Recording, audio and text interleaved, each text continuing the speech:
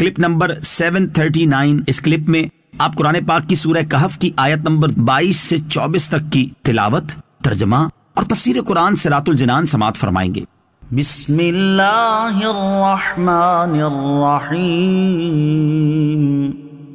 ترجمہ: اللہ کے نام سے شروع جو نہایت مہربان رحمت والا ہے۔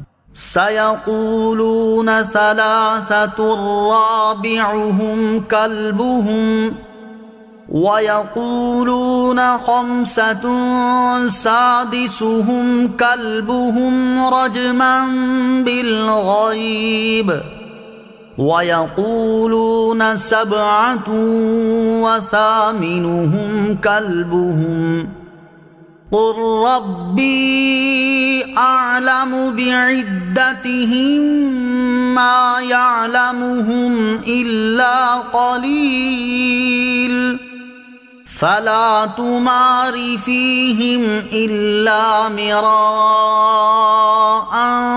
ظَاهِرًا وَلَا تَسْتَفْتِ فِيهِم مِّنْهُمْ أَحَدًا۔ ترجمہ: اب لوگ کہیں گے کہ وہ 3 ہیں جبکہ چوتھا ان کا کتا ہے، اور کچھ کہیں گے وہ 5 ہیں اور چھٹا ان کا کتا ہے، یہ سب بغیر دیکھے اندازے ہیں، اور کچھ کہیں گے وہ 7 ہیں اور 8واں ان کا کتا ہے۔ تم فرماؤ میرا رب ان کی تعداد خوب جانتا ہے، انہیں بہت تھوڑے لوگ جانتے ہیں، تو ان کے بارے میں بحث نہ کرو مگر اتنی ہی جتنی ظاہر ہو چکی ہے، اور ان کے بارے میں ان میں سے کسی سے کچھ نہ پوچھو۔ سیقولون، اب لوگ کہیں گے۔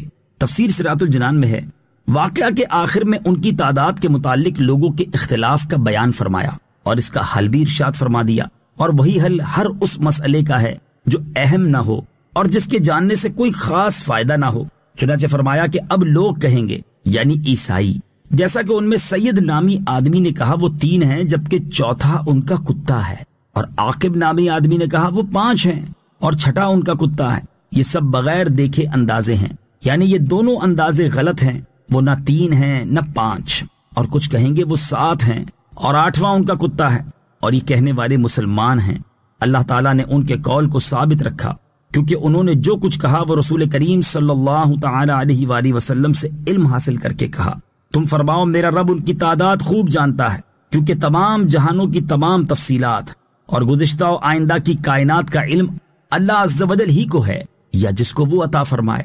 مزید فرمایا کہ اصحاب کہف کی تعداد کو بہت تھوڑے لوگ جانتے ہیں۔ حضرت عبداللہ ابن عباس رضی اللہ تعالی عنہما نے فرمایا کہ میں انہی قلیل میں سے ہوں جن کا آیت میں استثناء فرمایا۔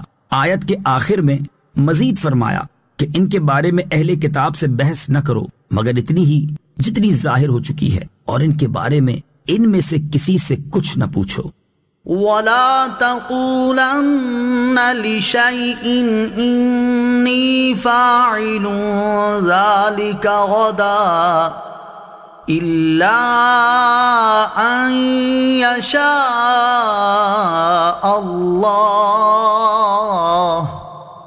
وَاذْكُر رَّبَّكَ إِذَا نَسِيتَ وَقُلْ عَسَىٰ أَن يَهْدِيَنِ رَبِّي لِأَقْرَبَ مِنْ هَٰذَا رَشَدًا۔ ترجمہ: اور ہرگز کسی چیز کے متعلق نہ کہنا کہ میں کل یہ کرنے والا ہوں مگر یہ کہ اللہ چاہے، اور جب تم بھول جاؤ تو اپنے رب کو یاد کر لو، اور یوں کہو کہ قریب ہے کہ میرا رب اس واقعے سے زیادہ قریب ہدایت کا کوئی راستہ دکھائے۔ الا ان یشاء اللہ، مگر یہ کہ اللہ چاہے۔ تفسیر صراط الجنان میں ہے، یہاں 2 آیتوں میں اسلامی تعلیمات کی ایک بنیادی چیز بیان فرمائی کہ مسلمان کو چاہیے کہ اپنے ارادے میں انشاء اللہ ضرور کہا کرے۔ چنانچہ فرمایا گیا کہ اور ہرگز کسی چیز کے متعلق نہ کہنا کہ میں کل یہ کرنے والا ہوں مگر ساتھ ہی یہ کہا کرو کہ اللہ عز و جل چاہے تو میں کر لوں گا۔ مراد یہ ہے کہ جب کسی کام کا ارادہ ہو تو یہ کہنا چاہیے کہ انشاء اللہ ایسا کروں گا، بغیر انشاء اللہ کے نہ کہے۔ اس آیت کا شان نزول یہ ہے کہ اہل مکہ نے رسول کریم صلی اللہ تعالی علیہ وآلہ وسلم سے جب روح، اصحاب کہف اور حضرت ذوالقرنین کے بارے میں دریافت کیا تھا تو حضور اقدس صلی اللہ تعالی علیہ وآلہ وسلم نے فرمایا کہ کل بتاؤں گا، اور انشاء اللہ نہیں فرمایا تھا تو کئی روز وحی نہیں آئی۔ پھر یہ آیت نازل ہوئی وَاذْكُرْ رَبَّكَ اِذَا نَسِيتَ، اور جب تم بھول جاؤ تو اپنے رب کو یاد کر لو۔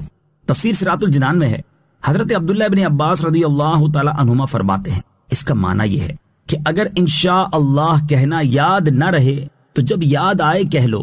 یاد آنے کی مدت کے بارے میں حضرت عبداللہ ابن عباس رضی اللہ تعالی عنہما فرماتے ہیں کہ اگرچہ 1 سال بعد یاد آئے، اور امام حسن بصری رضی اللہ تعالیٰ عنہ نے فرمایا ہے کہ جب تک اس مجلس میں رہے انشاء اللہ کہہ لے۔ اس آیت کے معنی سے متعلق تفسیروں میں کئی قول مذکور ہیں، ان میں سے ایک یہ بھی ہے کہ آیت کا معنی یہ ہے اگر کسی نماز کو بھول گیا تو یاد آتے ہی ادا کر لے۔ نماز کے بارے میں حضرت انس رضی اللہ تعالی عنہ سے روایت ہے، نبی کریم صلی اللہ تعالی علیہ وآلہ وسلم نے ارشاد فرمایا جو نماز پڑھنا بھول جائے تو اسے چاہیے کہ جب یاد آئے اس وقت نماز پڑھ لے، اس کا یہی کفارہ ہے۔ وَقُلْ عَسَىٰ، اور یوں کہو کہ قریب ہے۔ تفسیر صراط الجنان میں ہے، ارشاد فرمایا یوں کہو کہ قریب ہے کہ میرا رب میری نبوت پر دلائل کے لیے اصحاب کہف کے اس واقعے سے زیادہ قریب ہدایت کا کوئی راستہ دکھائے، یعنی ایسے معجزات عطا فرمائے جو میری نبوت پر اس سے بھی زیادہ ظاہر دلالت کریں، جیسے کہ انبیاء سابقین کے احوال کا بیان اور غیوب کا علم اور قیامت تک پیش آنے والے واقعات کا بیان اور چاند کا 2 ٹکڑے ہونا اور حیوانات کا حضور اقدس صلی اللہ تعالی علیہ وآلہ وسلم کی رسالت کی گواہی دینا وغیرہ۔ صلو علی الحبیب صلی اللہ تعالی علی محمد صلی اللہ تعالی وسلم۔ مجھے اپنی اور ساری دنیا کی لوگوں کی اصلاح کی کوشش کرنی ہے انشاءاللہ عز و جل۔